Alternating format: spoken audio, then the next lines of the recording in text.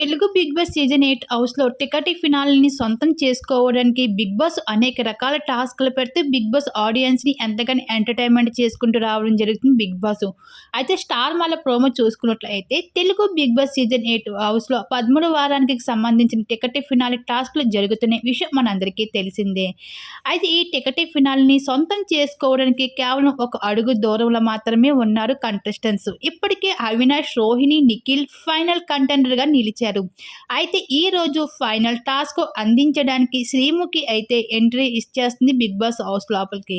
అయితే శ్రీముఖి స్పీడ్‌కి సంబంధించిన final task అయితే ఇవ్వడం జరిగింది. ఈ టాస్క్ ఏమిటంటే బరువుకి సంబంధించింది.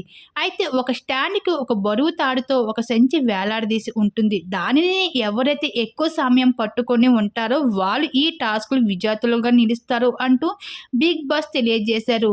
అయితే ఫైనల్ టాస్క్‌లో నిఖిల్ విజేతగా నిలిచినట్లుగా తెలుస్తుంది.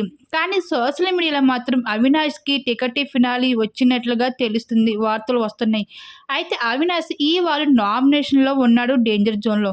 ఒకవేళ అవినాష్ ఎలిమినేషన్ అవుతే గనక ఈ టికెట్ ఫినాలే వేస్ట్ అవుతదని చెప్పుకోవచ్చు.